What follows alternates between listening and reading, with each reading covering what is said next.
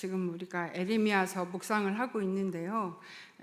7월 초쯤 산책을 진행했으면 좋았을 텐데 이제 뭐 성경학교도 있고 또 여러 가지 분주한 일들 때문에 미루다가 이제 중순이 다 되어서 산책을 하게 되었는데, 그래도 에레미야가 한 2주 정도는 더 남은 것 같더라고요. 그 시간 동안에 조금이라도 도움이 될 수 있도록 이 시간이 사용되었으면 좋겠습니다.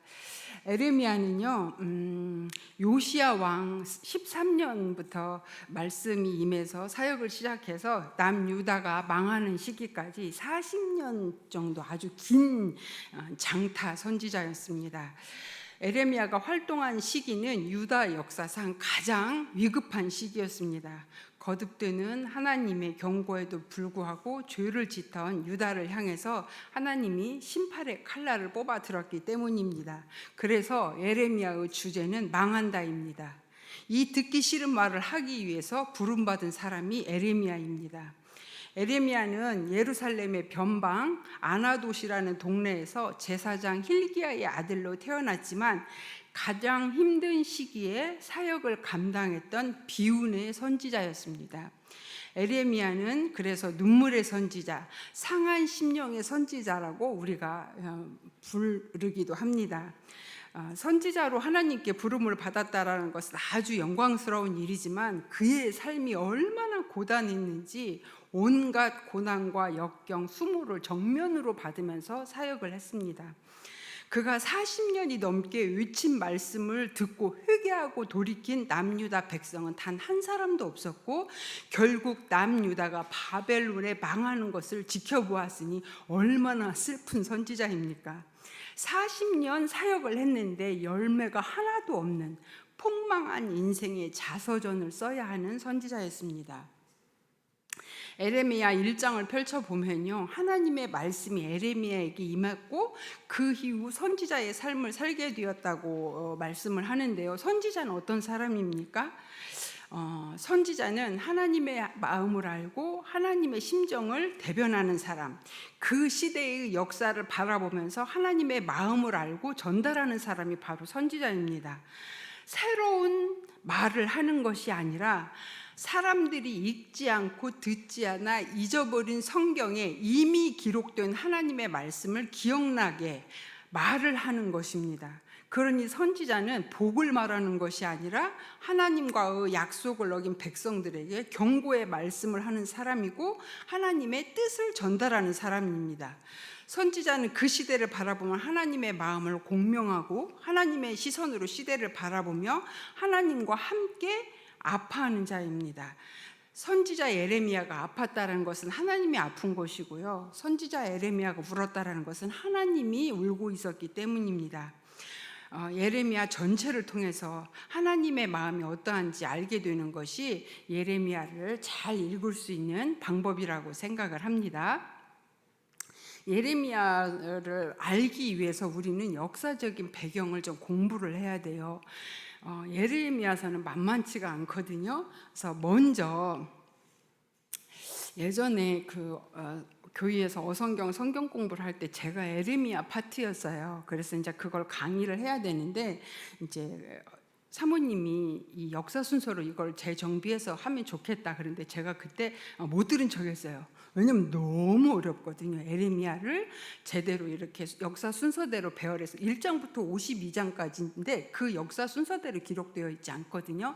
그래서 그때 못 들은 척 했는데 이번에는 그럴 수가 없어서 제가 좀 정리를 해왔습니다. 그 에레미야서를 먼저 이렇게 펼쳐보기 전에 우리는 그 남유다, 그때 남유다의 상황을 한번 보도록 하겠습니다.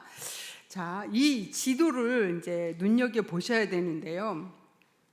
남유다는 바로 여기에 있습니다. 이 반짝반짝하고 있는 곳이 남유다입니다. 그리고 그 위에 아수르가 있어요. 그 옆에 바벨론이 있네요. 그리고 애굽이 있어요. 남유다는 이렇게 강대국 사이에 낀 나라였어요. 이 상황에서 남유다가 이 강대국 사이에서 겪은 일들을 이제 오늘 앞에 도입으로 이야기를 하고 본문으로 들어갈게요. 자, 제가 제목을 좀 붙였어요. 별명을 붙였어요. 아수르, 바벨론, 애굽 다 그때 이 전 세계의 가장 강대국이었고 아수르가 가장 큰 강대국이었는데 이 시대 때는 이제 아수르는 지는 태양 아수르입니다. 이 예레미야가 사역할 시기 즈음에, 그러면 이 아수르가 지는 태양일 때 떠오르는 태양은 바로 바벨론이었어요. 신흥 강자 바벨론입니다. 그리고 이 지는 태양 아수르가 지고 있을 때 이 아수르 땅을 먹기 위해서 호시탐탐 기회를 엿보고 있는 나라가 바로 애굽이었어요. 이런 상황에서 남유다가 여기에 껴있는 거예요. 지는 태양 아수르, 신흥 강자 바벨론, 호시탐탐 애굽. 이런 상황에서 간단하게 이때 시대 배경을 설명을 하면요, 고대 중동 국가 지역의 절대 맹주는 아수르였어요. 아수르는 북이스라엘을 집어삼키고 남유다를 먹기 위해 기회를 엿보고 있었는데, 이때 남유다의 왕 히스기야가 아수르 군대가 쳐들어온다는 소식을 듣고 성전에 가서 눈물로 기도해요. 그걸 하나님이 들으시고 이사야를 통해서 두려워하지 말라고 말씀하시면서 하루아침에 18만 5천 명이나 되는 아수르 군대를 성장으로 만들어버려요.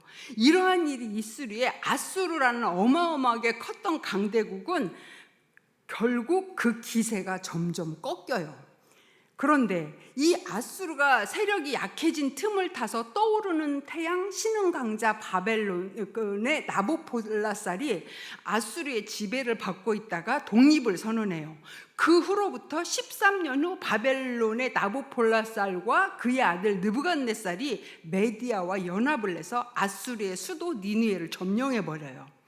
이때 메소포타미아 지역, 그 아수르 지역을 먹기 위해서 호시탐탐 기회를 엿보던 애굽의 바로 느고가 잘됐다, 군대를 이끌고 출정에 나서요. 근데 이때 남유다의 왕이 요시야였어요. 그런데 이 요시야 왕이 애굽의 군대를 막으러 나갔다가 무깃도에서 전사를 해버려요. 요시야 왕은 18살의 왕이 되어서 31년 동안 유다를 다스렸던 엄청나게 선한 왕이었습니다. 종교 개혁을 하고 성전에서 율법책을 발견하고 전역에 걸쳐서, 유다 전역에 걸쳐서 가감하게 종교 개혁을 실천했던 왕이었는데 애굽의 바로 느고에게 전사를 당하게 됩니다. 죽음을 맞이하죠. 그때 남유다는 요시야가 죽었기 때문에 새로운 왕을 세우는데, 이 새로운 왕이 바로 요시야의 아들 여호아하스였어요. 그런데 이렇게 여호아하스가 왕으로 딱 세워져 있는데, 이 전쟁에서 지고 바벨론과 애굽이 그 무깃도에서 요시야를 죽이고 바벨론과 전쟁을 했는데 무승부로 끝나요. 그래서 이 애굽이 퇴각을 하면서 남유다에 들렸다가 여기에 분풀이를 하고 가요. 이 전쟁에서 이기지를 못했으니까 많은 양의 은과 금을 벌금으로 부과하고 왕이 된 지 3개월밖에 안 된 요시야의 아들 아하스를 애굽의 볼모로 끌고 가고, 여호아하스 대신 첫째 아들 여호야김을 왕으로 세우고 가며 단단히 겁을 주고 가요. 배신하면 알지? 이때부터 여호야김은 누구의 눈치를 보며 살아야 되냐면 애굽이겠죠. 이렇게 아수르 땅을 서로 차지하기 위해서 바벨론의 느부갓네살과 애굽의 바로 느고가 서로 패권을 장악하기 위해서 싸우고 있습니다. 그런데 이제 다시 한번 전쟁을 해요. 여기가 이제 바로 갈그미스 2차 전쟁입니다. 애굽과 바벨론이 한판 승이 벌어졌어요. 그런데 이때는 바벨론이 승리합니다. 첫 번째는 무승부였죠. 그런데 승리를 해서 결국 중동 지역의 패권을 바벨론이 장악하게 되고, 전쟁에서 진 애굽이 막 도망을 가고 있는데, 이 느부갓네살 바벨론 왕이 이 바로 느고를 잡으려고 쫓아오다가 예루살렘까지 오게 돼서 와 보니까 예루살렘이 좋거든요. 탐이 나거든요. 그래서 예루살렘에 잠시 머무는 때 그 바벨론 측에서 연락이 옵니다. 너희 아버지 나부콜라살이 죽었어. 그러자 이 느부갓네살이 아쉽지만 입맛을 쩝쩝하면서 바벨론으로 돌아가요. 그런데 이때 돌아가면서 남유다의 쓸모 있는 청년들을 잡아갑니다. 그래서 이때 그 유명한 다니엘과 세 친구들이 바벨론에 끌려가는 바벨론 포로 1차가 이때 일어나요. 이게 바벨론 1차 침공이에요. 이런 상황에서 여호야김은 이제 누구 눈치를 봐야 될까요? 처음에는 애굽의 눈치를 봐야 되는데 이제는 바벨론의 눈치를 봐야 되겠죠. 그래서 여호야김은 3년간의 세월을 바벨론의 눈치를 보면서 살아요. 그런데 이때에 예레미야가 나타나서 바벨론을 섬기라고, 그것이 하나님의 뜻이라고 백성들과 왕들을 설득합니다. 이렇게 고래 싸움에 새우등이 터지게 된 애굽과 바벨론 사이를 오가면서 괴롭힘을 당하는 유다가 어느 쪽에 붙냐, 이거를 놓고 남유다 안에는 이제 싸움이 일어나요. 친애굽파, 친바벨론파, 이렇게 두 파가 생긴 거죠. 이런 국제적인 상황에서 여호야김은 딜레마에 빠져요. 애굽이 나를 왕으로 세웠고 내 동생을 볼모로 잡혀간 애굽에 충성할 것인가, 아니면 떠오르는 태양 바벨론에게 충성할 것인가. 여호야김은 애굽과 바벨론 사이에서 눈치 작전을 이제 하게 되는 거죠. 이런 역사적인 배경이 있었습니다. 간단하게 설명을 드린 거예요. 자, 그럼 이제 PPT 두 번째로 이제 보면 남유다와 북이스라엘은 두 나라로, 사울, 다윗, 솔로몬 이후에 이스라엘은 두 나라로 갈라져서 북이스라엘은 200년이 좀 넘게, 남유다는 한 350년 가량을 더 역사를 지속하는데, 아까 얘기했듯이 북이스라엘은 아수르에 이미 망했어요.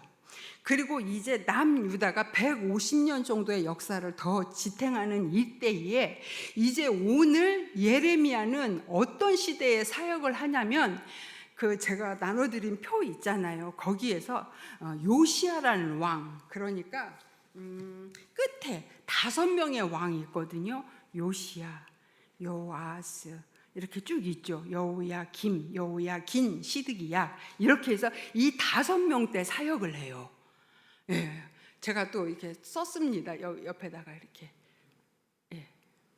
이 5명의 왕과 사역을 하는데, 여기에서 이제 오늘 중요하게 만나볼 사람은 여호야김과 시드기야, 이 2명의 왕 시대를 중점적으로 좀 보고 예레미야 산책을 이제 하려고 합니다. 자, 그럼 이거 한번 보십시다. 요시야 왕의 가계도예요. 제가 이제 성경을 배우면요, 예전에 성경을 배울 때 그랬어요. 예수 믿는 거는 공부하는 거라고. 진짜 여기가 복잡해요. 오늘은 우린 예레미야서만 하지만 이스라엘의 전체 역사에 선지서를 막 끼워가면서 읽고 공부를 해야 되는데 얼마나 복잡한지 한 번 듣고는 절대 몰라요. 그냥 들으시면 됩니다. 이름도 다 거기서 거기가 돼갖고 정말 많이 헷갈리지만, 그래도 이제 요시야 왕이 있었어요. 선한 왕 31년 다스렸다고 했어요. 그 표를 보시면. 그리고 나서 누가 왕이 됐냐면 여호아하스가 왕이 됐는데, 바로 누구가 이집트 애굽의 볼모로 데려가고, 그리고 그의 형 여호야김을 왕으로 세웠다고 했죠. 16대, 17대, 18대 왕이었어요. 그리고 여호야김이 죽어요. 그런데 여호야김이 바벨론에 의해서 침공해서 죽게 되거든요. 끌려가고. 그리고 나서 여호야긴이 왕이 되지만 결국 이 여호야긴도 바벨론으로 포로로 끌려가요. 100일 동안 3달 10일 왕 통치를 했어요. 3개월 정도밖에 안 한 바벨론 포로. 그러니까 여호아하스는 이집트로, 여호야긴은 바벨론, 그러니까 남유다에 지금 주권은 없는 상태예요. 완전히 풍전등화죠. 이런 시대에 여호야긴의 삼촌이 시드기야가 마지막 이스라엘 남유다의 왕이 됩니다. 이런 복잡한 역사가 있어요. 다음 달에 열왕기 하를 하더라고요. 이 이야기가 조금 도움이 될지 몰라요. 이런 상황에서 이제 예레미야 구조를 한번 봅시다. 예레미야는요, 1장부터 52장까지 선지서 중에 가장 많은 분량을 차지해요. 이사야가 장수로는 66장이라서 장수로는 가장 많지만 글의 분량은 예레미야가 더 많아요. 그리고 구조와 형식이 매우 복잡해요.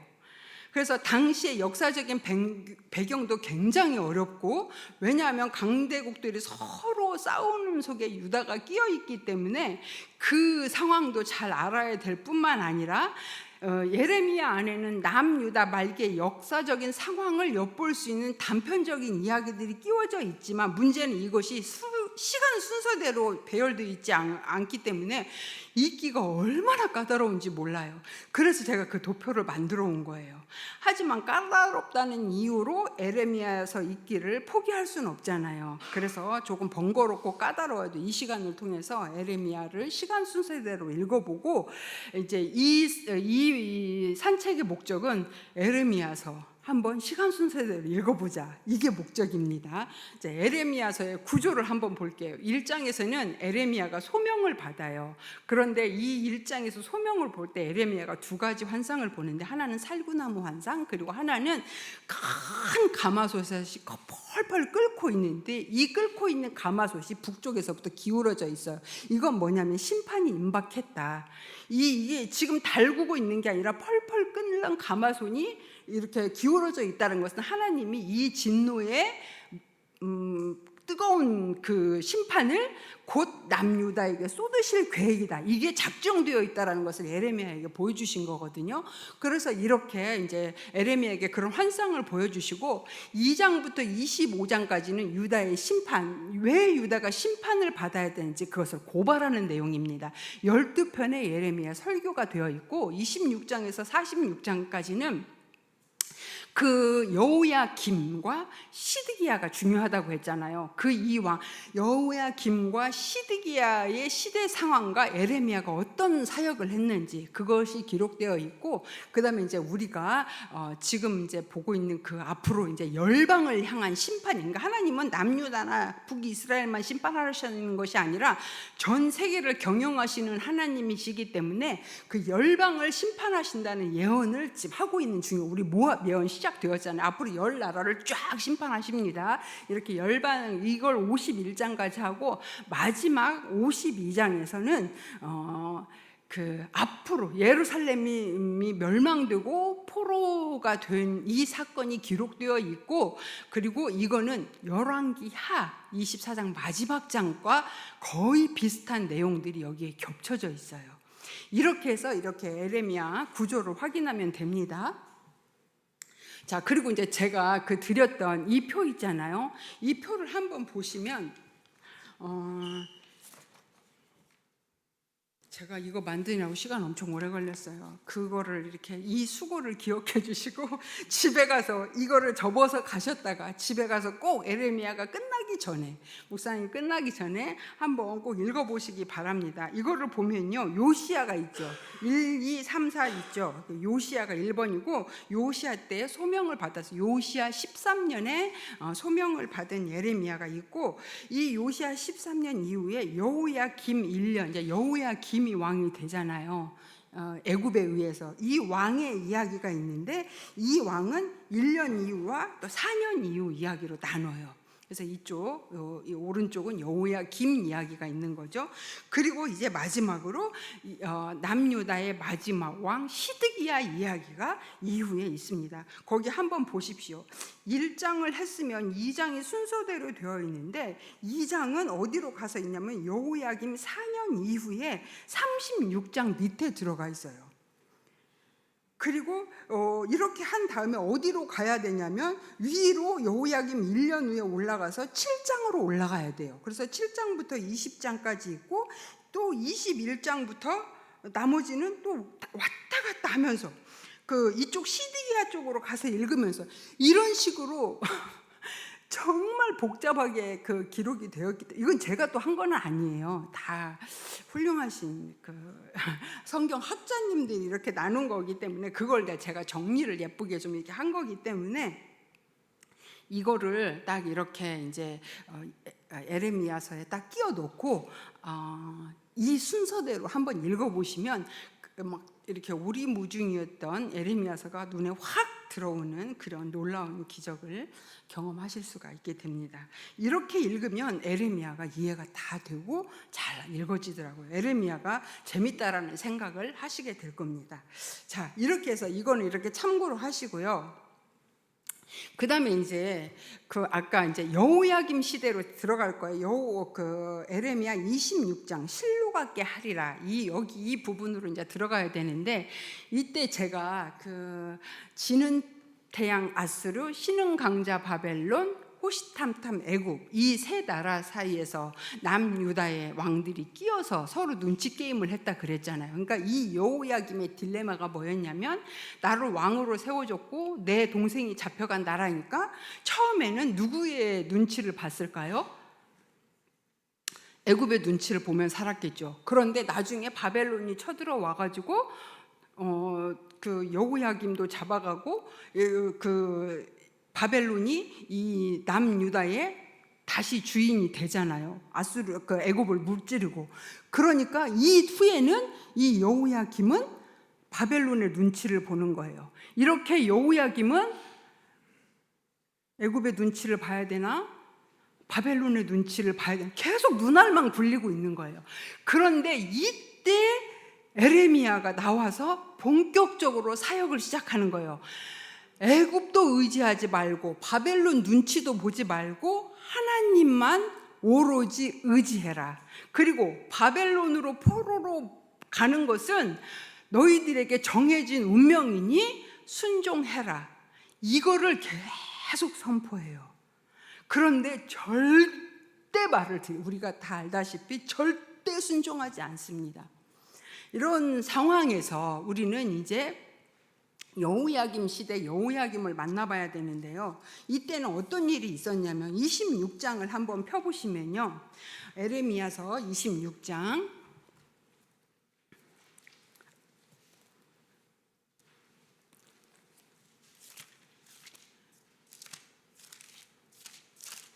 이때 이제 성전에서 이스라엘 백성들이 이렇게 있을 때 하나님께서 26장 6절을 한번 보시면, 내가 이 성전을 실로같이 되게 하고 이 성을 세계 모든 민족의 저주거리가 되게 하리라 하셨느니라. 왜?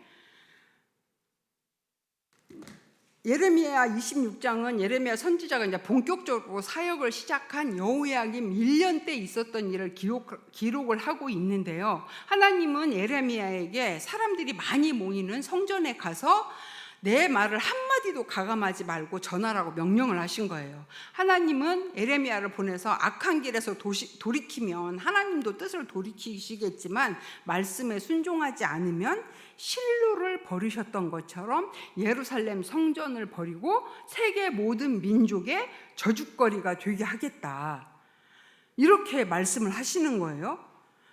에레미야가 선포한 이 예언은 남유다 백성이라면서 누구라도 돌을 던지고 싶게 할 만큼 가혹한 저주의 말씀이었어요. 실로는 예루살렘에게 뼈아픈 이스라엘에게 뼈아픈 장소였기 때문이에요. 사사시대 말기에 성막과 법궤가 있으면 전쟁에 나가서 절대로 지지 않는다는 이런 믿음이 이들에게 있었어요. 그래서 성막에 있던 법궤를 전쟁터로 끌고 나갔다가 결국 블레셋에게 법궤도 빼앗기고 당시 성지였던 실로까지 파괴되는 흑 역사가 이스라엘에 있었기 때문에 예루살렘을 실로와 같이 되게 한다? 예루살렘의 말에 백성들은 열폭을 하게 된 거예요. 성남 백성들이 예레미야에게 몰려왔고 제사장들도 성전에서 뛰쳐나와서 너를 반드시 죽이겠다라고 이야기를 해요. 예레미야가 하나님의 이름을 걸고 말도 안 되는 거짓말로 거짓 예언을 하고 있다고 주장을 해요. 그들은 기득권에 사로잡혀서 자신이 제사 드리는 성전이 결코 망하지 않을 거라는 그릇된 확신에 사로잡혀 있었기 때문이에요. 에레미야는 자신을 죽이려고 공격하는 사람들 앞에서 하나님이 명령하신 대로 예언하는 것이라고 하나님의 목소리에 청종하라고 소리를 더 높여 외치죠. 그리고 7장으로 가야 돼요. 7장에도 에레미야의 성전 설교입니다. 예레미야 7장 7절을 한번 보시겠습니다.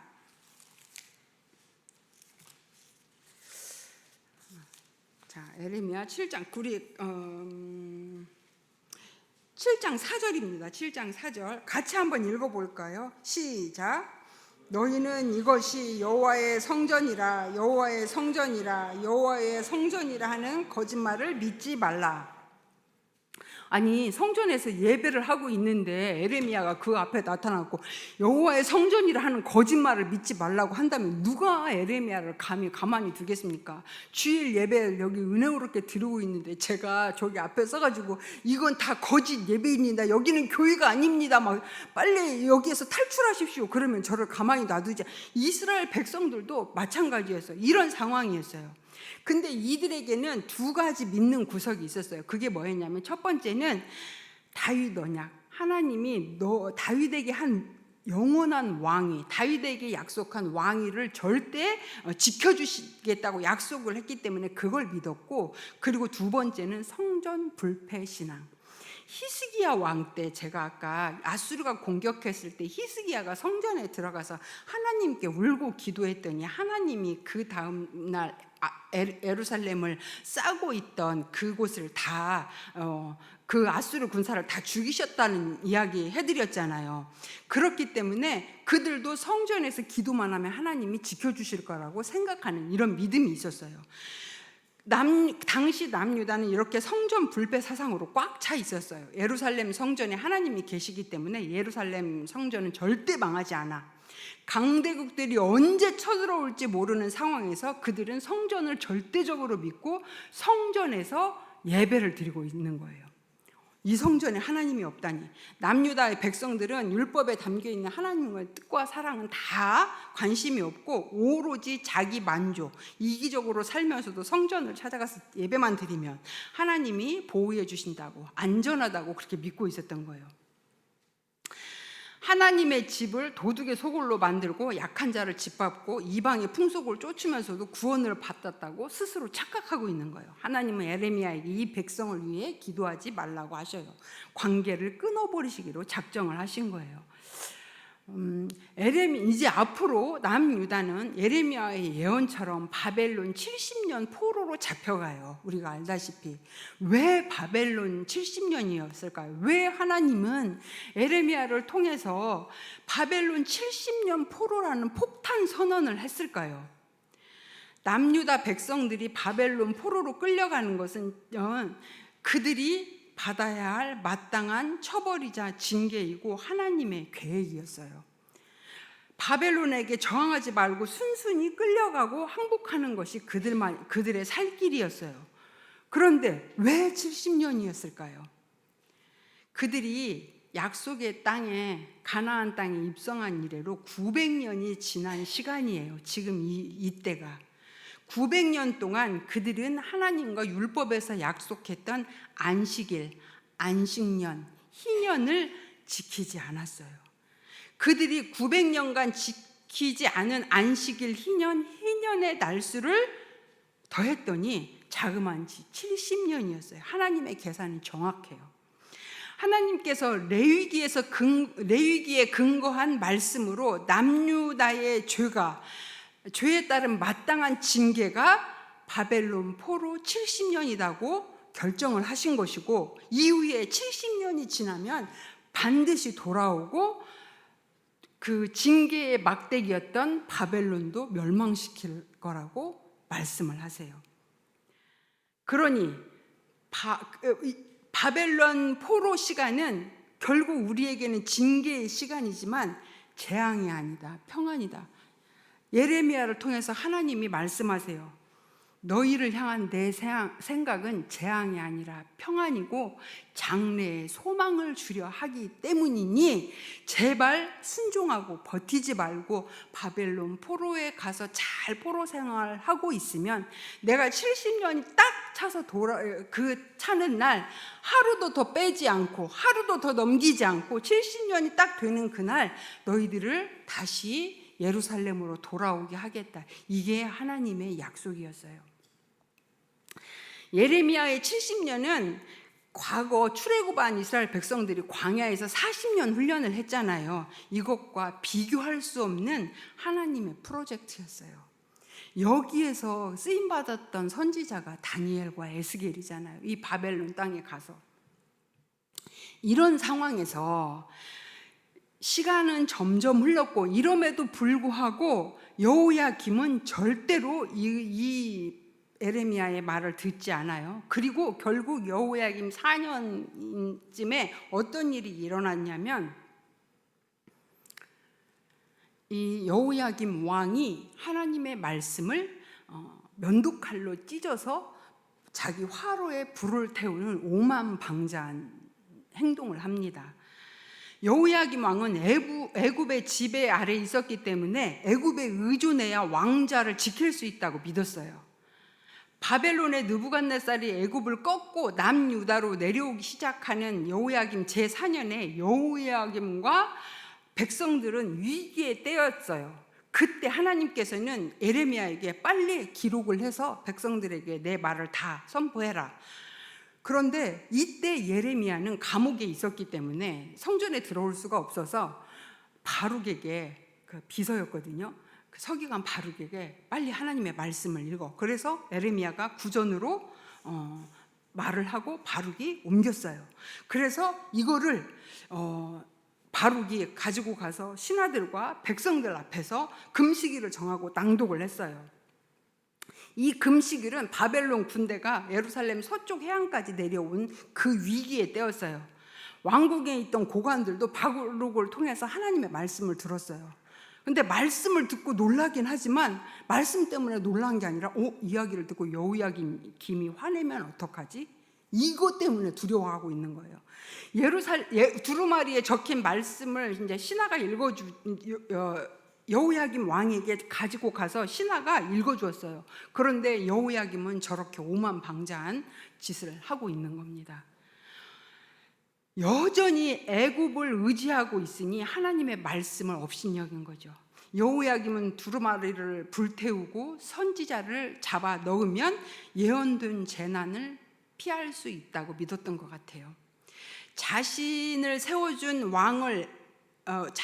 왕으로 세워준 애굽을 최고로 여기니까 하나님을 무시합니다.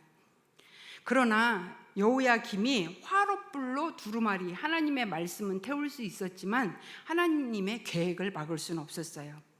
하나님은 피할 수 없는 심판을 기록한 다른 두루마리를 또 준비시키고 계십니다. 말씀은 외면할 수 있지만 말씀하시는 하나님을 피할 수는 없어요. 자, 이때 성경의 성전의 그 거룩한 정통성을 무시하고 끊임없이 파멸을 선포하는 예레미야는 결국 성전의 총감독인 제사장 바술이 예레미야를 때리고 목에 나무 고랑을 채워서 가둡니다. 이때 예레미야가 그 감옥 속에서 내 생일을 저주합니다. 내가 왜 태어났는지 모르겠다고, 정말 나도 이렇게 하고 싶지 않다고, 이런 말씀 전하고 싶지 않다고.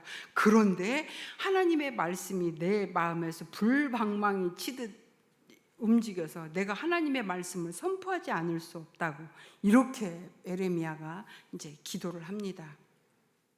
죄악으로 무너진 캄캄한 시대를 홀로 걸어가며 말씀을 선포하는 예언자의 사역이 얼마나 힘겨운가를 깊이 공감할 수 있지요.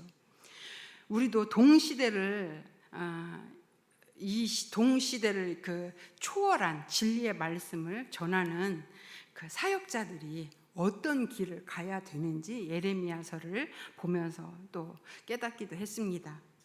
이렇게 여호야김의 이런 교만한 여호야김에 대해서 예레미야가 22장에 여호야김에 대한 예언을 했는데요. 이 여호야김은 자신의 동생이 좀 똑똑해서 이렇게 왕이 더 됐던 것 같아요. 그래서 애굽에 의해서 자기가 왕이 되었을 때 백성들의 지지가 없었기 때문에 화려한 궁전을 건축해서 자신의 위엄을 높이려고 했던 것 같아요.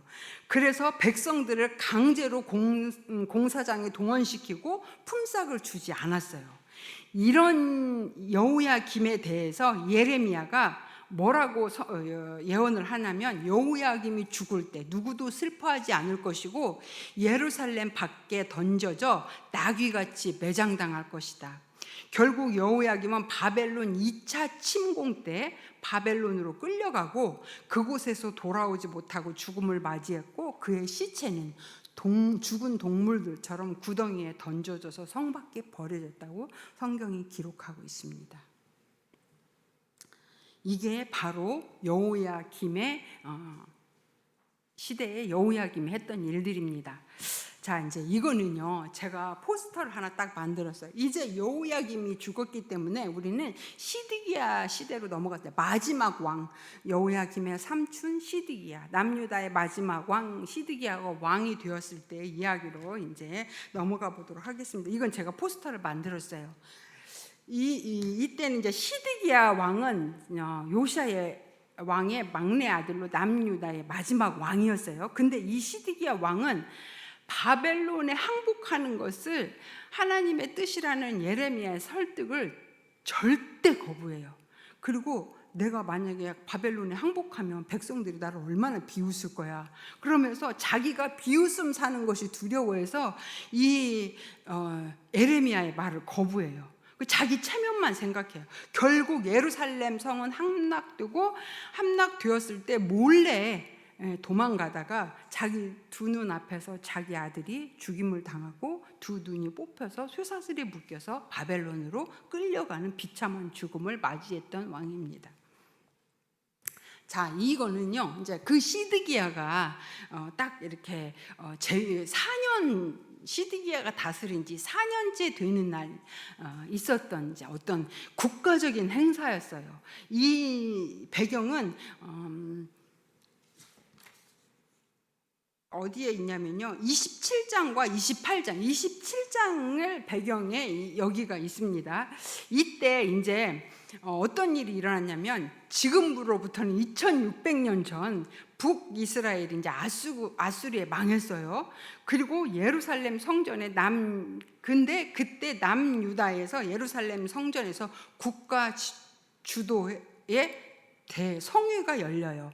겉으로 보는 모양새는 마치 은혜가 넘치는 성회 같대요. 고대 근동의 국제 상황은 말 그대로 일촉즉발의 위기였는데, 왜냐하면 이런 상황에서 이 시드기야가 이렇게 한 이유가 뭐냐면요, 그 남유다를 둘러싸고 있는 많은 나라들이 소국가들이 있었거든요.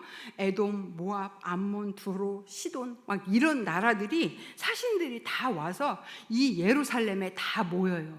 그런데 이때 시드기야가 국가 안보를 주제로 성회를 열어요. 그리고 주제는 내가 바벨론 왕의 멍에를 꺾었다. 그리고 주 강사는 시드기야 선지자, 장소 예루살렘 성전, 그리고 대상은 모든 남유다 백성들 다 초대를 해요. 남유다의 시드기야 왕과 백성들, 신하들, 그리고 예루살렘 성교 종교 지도자들이 다 와요. 그리고 그 강사 하나냐가 딱 등장을 하죠. 그리고 그 하나냐가 확신에 찬 목소리로 다음과 같은 메시지를 백성들에게 선포해요. 만군의 여호와 이스라엘의 하나님께서 이같이 말씀하셨습니다. 내가 바벨론 왕의 멍에를 꺾었다. 그러므로 1차와 2차에 걸쳐 바벨론 포로로 끌려간 남유다 백성들과 백성들은 남유다 성전에서 가져간 모든 성전 기명들과 백성들은 2년 안에 다시 돌아올 것이다. 그러자 백성들은 막 아멘 아멘 하면서 지축을 흔드는 찬양을 부릅니다. 집회에 참석한 사람들이 다 국뽕이 차올랐어요. 막 예루살렘이 오래간만에 활기를 띠고, 그럼 그렇지, 바벨론은 절대 두려운 존재가 아니야. 하나님이 이렇게 우리를 지키셔. 안도의 한숨을 막 몰아쉬었고, 이 시드기야와 제사장들 또 막 이 고위 그 고관들은 야, 우리가 이 집회를 열길 잘했어 정말 하면서 막 이렇게 자기 스스로 막 뿌듯하면서 자부심을 느끼고 있을 때, 그때 이렇게 중요한 회의에 초대받지 않은 남유다의 예레미야가 손에 줄을 들고 목에는 나무 멍에를 메고 나타나요. 눈이 휘둥그레질 만한 퍼포먼스였어요. 예레미야가 그런 모습으로 국제회의장에 나타난 이유는 하나님의 측량이 완전히 끝났다, 하나님이 국제사회의 질서를 다 정리했다, 이거를 말하고 싶었던 거예요. 그래서 에레미야는 내 목에 나무 멍에를 맨 것처럼 순순히 바벨론 제국의 노예가 되라. 그리고 너희들이 이 멍에를 받아들이지 않으면 그들을 짓누르는 무거운 쇠 멍에로 너희들을 다스릴 것이다. 지금 이 이야기를 하고 싶었던 거예요. 집회 분위기가 막 최고도로 달할 때 이 은혜로운 집회에 에레미야가 찬물을 끼얹으면 얼마나 기분이 그 시드기야 왕과 거기에 있는 사람들이 얼마나 기분이 나빴을 거예요. 그때 예레미야가 큰 소리로 하나님의 말씀을 선포해요. 저도 하나냐 선지자의 말씀에 아멘입니다. 저도 하나님께서 그렇게 해주시면 정말 좋겠습니다. 하나님께서 바벨론으로 끌려간 우리 백성들과 예루살렘 성전 기명들을 돌려보내주신다면 얼마나 좋겠습니까? 그러나 제 말을 들어보십시오. 선지자가 무엇을 말하는 사람입니까? 선지자는 원래 여러 나라와 국가들에 대해 전쟁과 재앙과 전염병을 예언하는 사람들입니다. 선지자는 화평을 말하는 사람들이 아닙니다. 만약에 화평을 예언하는 선지자가 있다면 그 예언자는 그의 말이 그대로 성취된 후에야 그가 정말 하나님이 보낸 선지자임을 증명하는 것입니다. 예레미야의 말에 의하면 지금 평화를 예언하는 하냐나는 거짓 선지자라는 거예요. 하나님께서 예레미야를 통해 주신 말씀은 2년이 아니라 70년이었거든요. 그런데 남유다 사람들은 예레미야를 통한 하나님의 징계의 말씀을 다 날려버리고 거짓 선지자 하냐나가 2년 안에 이 모든 문제가 다 해결된다. 그러니까 아무것도 묻지도 따지지도 않고 다 해결될 거라고 하자 아멘 아멘. 하나나의 산뜻한 2년, 에레미야의 칙칙한 70년, 둘이 정면으로 부딪혔던 거예요. 우리는 이런 말씀이 선포될 때 어떤 말에 아멘을 할 겁니까? 당연히 하나나죠. 이해할 수 있어요. 누가 70년 바벨론 포로 가는 걸 어떤 사람이 아멘으로, 어떤 성도가 받아들일 수가 있을까요? 그때 하나냐가 에레미야의 목에 걸고 있던 멍에를 뺏어서 두동강을 내버려요. 그때 예레미야가 봐요. 하나님께서 말씀하시기를 너가 2해가 차기 전에 열방의 목에서 바벨론 왕 느부갓네살의 멍에와 이와 같이 꺾어버릴 것이다. 이것이 하나님의 말씀이다 하면서 예레미야가 여기서 선포를 해버립니다. 여호와 하나님, 그래 이때 이제 그러면서 네가 내 멍에를 꺾었지? 너는 금년 안에 죽을 거야. 대신 쇠 멍에가 이 남유다에게 다시 내려올 거야. 너는 하나님이 보내지도 않는데 거짓으로 예언을 했어. 하나님께서 너를 이 땅에서 제하실 거야. 그러자 정말 하나냐는 그해 7째 달에 죽었다고.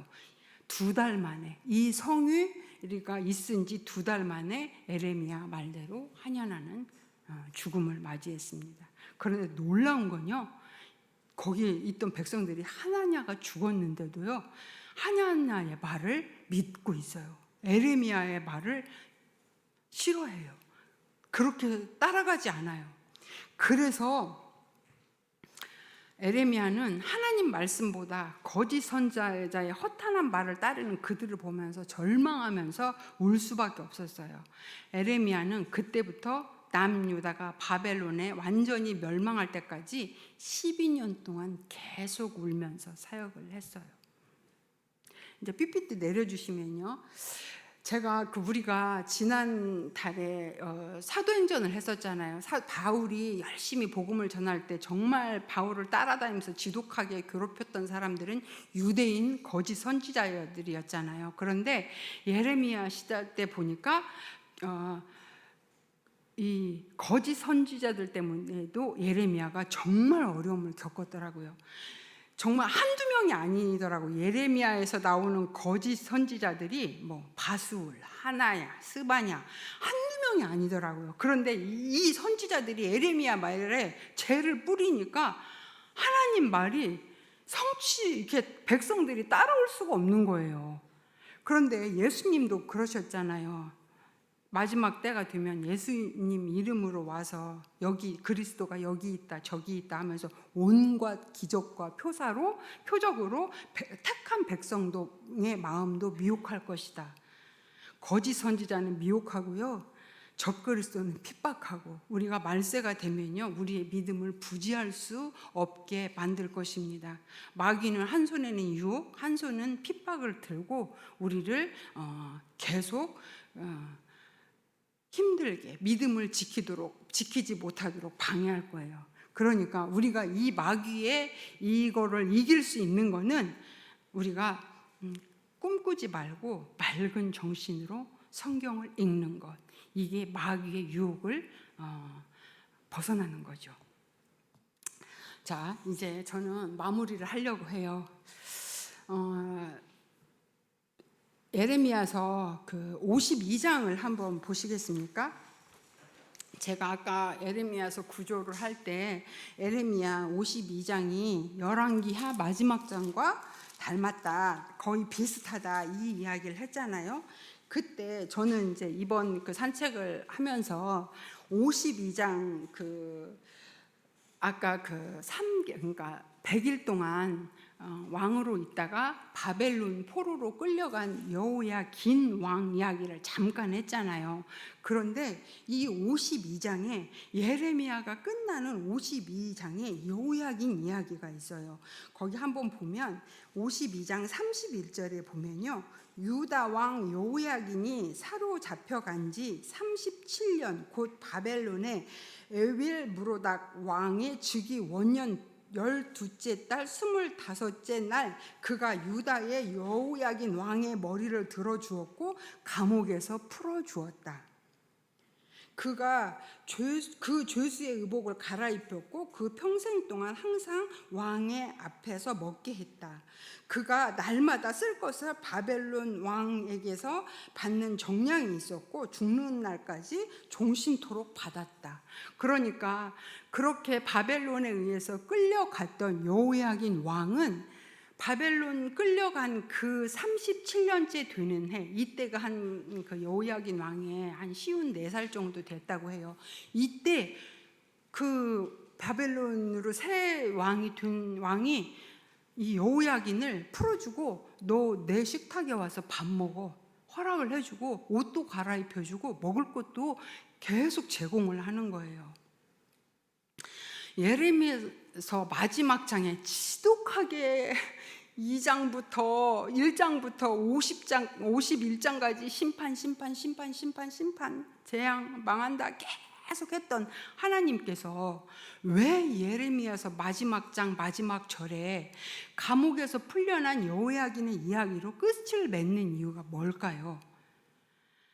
하나님은 불순종하는 자녀들을 바벨론 포로로 사로잡혀가게 하시지만 그 안에서도 하나님의 사랑은 결코 자녀들을 포기하지 않으신다는 메시지가 이 안에 담겨 있는 겁니다. 그리고 이 약속은 여호야긴을 통해서 예수님이 오시는 걸로 성취가 돼요. 마태복음 1장에 가면 예수님의 족보가 쭉 나오잖아요. 이때 여고냐, 여호야긴입니다. 여호야긴의 이름이 예수님의 족보에 올라가 있어요. 그 땅에서 농사도 짓고 자녀도 낳고 그 땅을 위해서 축복하며 살라는 예레미야의 당부대로 여호야긴은 바벨론 땅에서 신분이 회복되었고 아들 스알디엘을 낳고 스룹바벨을 낳았어요. 하나님이 약속한 70년이 차는 날 스룹바벨과 포로들이 빼앗겼던 성전의 기물들을 가지고 1차로 예루살렘으로 귀환해요. 하나님의 약속은 이렇게 성취가 되었습니다.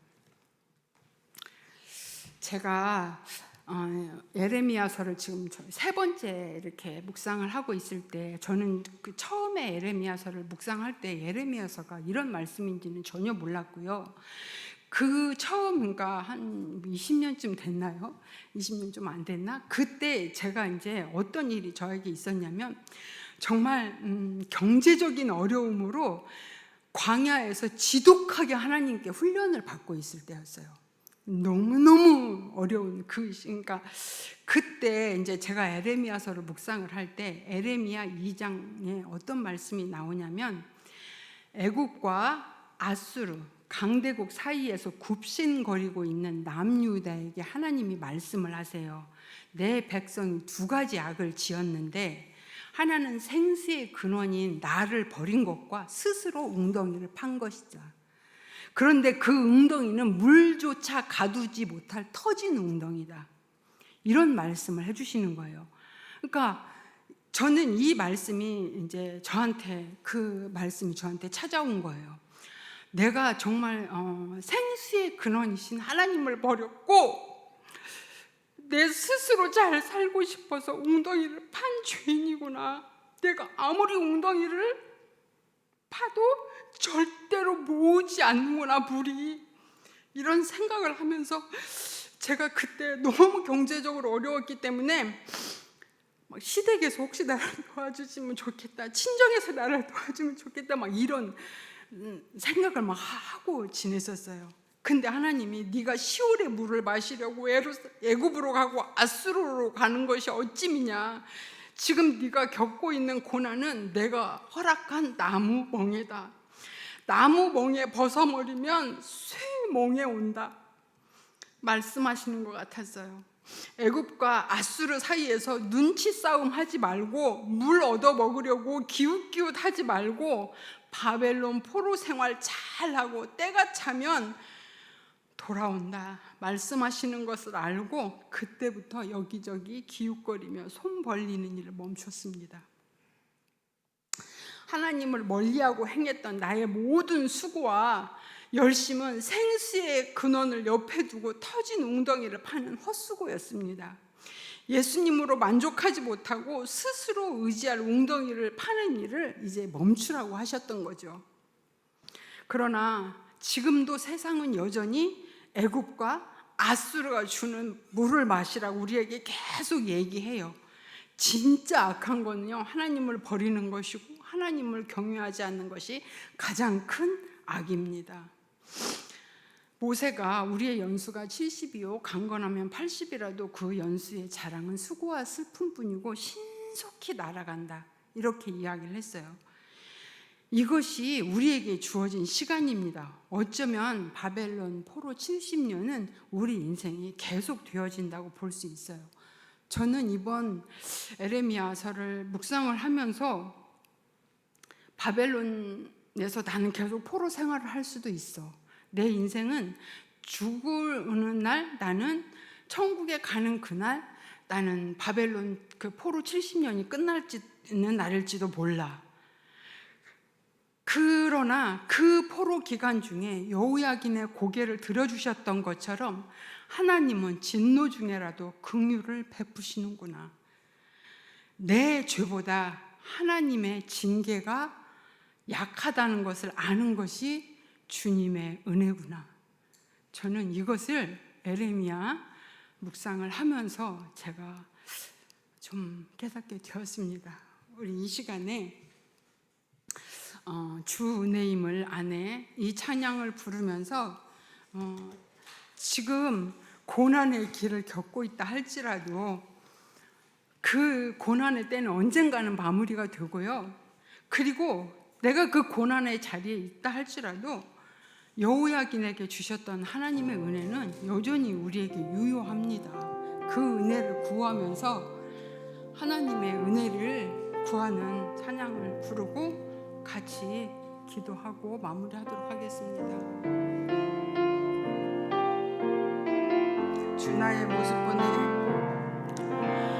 주 나의 모습 보내, 상한 나의 마음, 상한 나의 마음 보시네. 주 나의 눈물 안에 홀로 있던 마음, 홀로 울던 마음 하시네. 주 사랑 내게 있네. 주 사랑 내게 있네. 그 사랑이 날 세우네. 주 은혜 내게 있네. 주 은혜 내게 있네. 은혜로 날 세우네. 세상 소망 세상 소망 다 사라져가도 주의 사랑은 끝이 없으니 살아가는 이 모든 순간이 주 은혜임을 나는 믿네. 세상 소망 다 사라져가도 주의 사랑은 끝이 없으니 살아가는 이 모든 순간이 주 은혜임을. 같이 기도하겠습니다. 고난의 때에 주님을 따르던 우리의 모습을 가장 아름답게 보시는 하나님께 감사하고, 고난 속에서 하나님을 배반하고 말씀에 불순종한 죄와 허물을 보게 하시고, 또 세상이 자랑하는 돈, 힘, 성공을 쫓는 욕심과 기복을 회개합니다. 세상의 물을 마시려고 기웃거리지 말고 무익한 것을 따르지 않도록 인도해 달라고 함께 기도하겠습니다. 생수의 근원이신 하나님을 마시며 하나님이 허락한 환경에서 아름다운 열매를 맺으며 사는 복된 인생으로 살게 해달라고 이 시간 같이 하나님의 은혜를 기억하면서 같이 기도하고 돌아가도록 하겠습니다. 같이 기도하겠습니다.